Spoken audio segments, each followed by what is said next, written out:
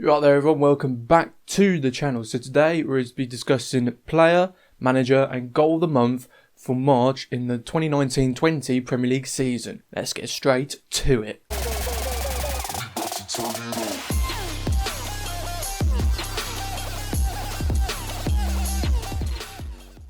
So this is becoming like a sort of like a little mini series, I suppose you could say, on the channel. I've been doing this for a couple of months now.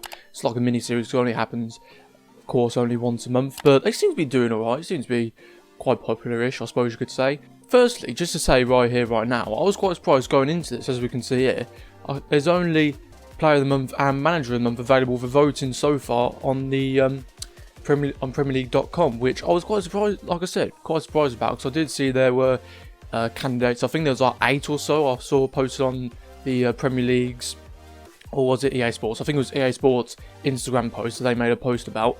But still, after this, I will go and try and find it and vote for goal of the month. I'll put it like in the description or whatever who I voted for. But let's just go straight into it with player of the month. The nominees are Marcus Alonso, Pierre-Emerick Aubameyang, Calvert-Lewin, Doherty, is it? I don't know how to pronounce his name. From Wolves, Bruno Fernandes, and Nick Pope. So let's just go ahead and vote. So of course got all the players here. Let's just have a look at their stats. So the first one, Marcus Alonso, played 180 minutes, 3 goals, 77 pass accuracy, 3 tackles, 0 assists. 3 goals for a defender is not half bad. Pierre-Emerick Aubameyang, 270 minutes played, 3 goals, 9 total shots, 81 pass accuracy. So that's a bit worrying, to be honest, when you compare Aubameyang's stats to Marcus Alonso's stats. Aubameyang's, he's got the same amount of goals, and pass accuracy is a bit better, but he should be scoring more than that for a striker. Dominic Calvert-Lewin, 253 minutes played, 2 goals, 12 shots, 1 assist, 53% pass accuracy. Not the best, but to be honest, Everton, they're in sort of a rebuild sort of stage, I suppose you could say, with the new manager coming in and just tried to, I don't know, sort of overturn things at Everton. They've not been too peachy. Matt Doherty, I think you pronounce it. No clue. I've definitely butchered his name. 270 minutes played, no goals, 1 assist, 73 pass accuracy, 9 tackles. Ain't half bad. Bruno Fernandes. I mean, in this last month, he definitely will get it, and especially considering Man City's loss yesterday, it's it's inevitable. They'll get it. Probably Solskjaer as well. It's irritating to admit that, but it probably will just happen. But let's just have a look at his stats anyway. 269 minutes played, 1 goal, 2 assists, 7 chances created, 77 pass accuracy. For his first month in the Premier League, that's very impressive. That's really impressive. I think in this whole season alone, just this whole season, when he was at Sporting, he's had better stats than Kevin De Bruyne. But saying that, De Bruyne has been injured a fair bit, so give him the benefit of the doubt. Nick Pope, 360 games played, 11 saves, 92 save possession, which is that is brilliant for Burnley. Considering Burnley, they're a bit of sort of like an on and off sort of thing. They can. Oh wait, this is February. I said it was going to be March. We're into March. This is February player of the month. I want. Never mind.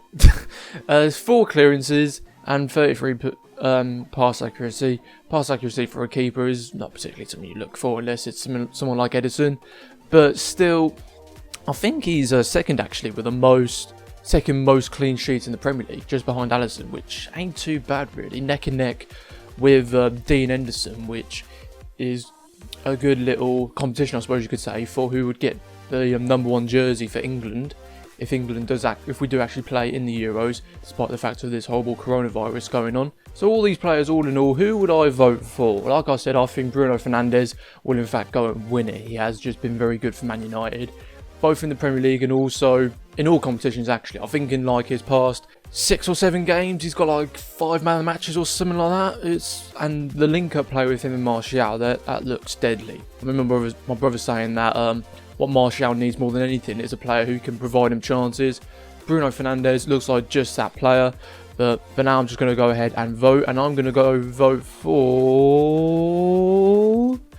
Nick Pope. I'll be honest, I'm being a little bit biased because I don't want to vote for a Man United player. But at the same time, Nick Pope has been brilliant for Burnley. He just has. And like I said, he could be the #1 goalkeeper for England for all we know. So I'll just go ahead and vote for that. Okay, cool. So that's been all up and voted. Let's go for Barclays Manager of the Month. Let's see who the nominees are. So we got Mikel Arteta, Sean Dyche, Ole Gunna Solskjaer and Chris Wilder. So who is the one who wants... Well, let's just have a look at stats first up before we actually go ahead and vote. So Mikel Arteta for Arsenal, played 3, drawn 2, no 1-2, drawn 1, lost none, goals for 7, goals against 2. Sean Dyche, played 4, drawn 1-2, drawn 2, lost none, goals for 5, goals away 1. Ole Gunna Solskjaer 3, same stats as Mikel Arteta, and Chris Wilder has got the same stats as Ole Gunna Solskjaer and Mikel Arteta. So who is February's Barclays Manager of the Month? Now all of these are very good contenders. Again, another Burnley lot with Sean Dyche in the mix there. I very much do rate him. Mikel Arteta has been turning up things massively for Arsenal. There's been rumours also that he's interested in buying John Stones, which I really hope he doesn't, because even though John Stones' legs are made of spaghetti, we really can't afford losing him. Let's put it that way. Solskjaer, I'm going to stay biased. I'm not voting for him. He probably will get it, but I'm not voting for him. I will in fact vote for Chris Wilder. Why, you may ask? Well, simply because he's just been... I really do rate him highly. 2 seasons ago, he was in League One with Sheffield United. You look even back further, he was in a lower league with Northampton Town. He got them promoted. He's taken Sheffield United promoted. I've heard that they had a big investment just like Man City from overseas, so there is that as well. But still, I really highly rate Chris Wilder. For me, he should get Manager of the Season.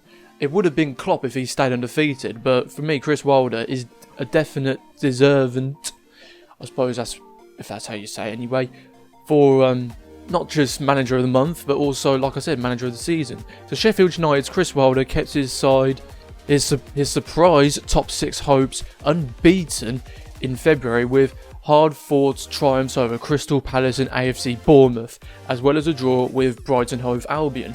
He's definitely deserved this. Like I said, he's just been brilliant for Sheffield United. He's been very important as well.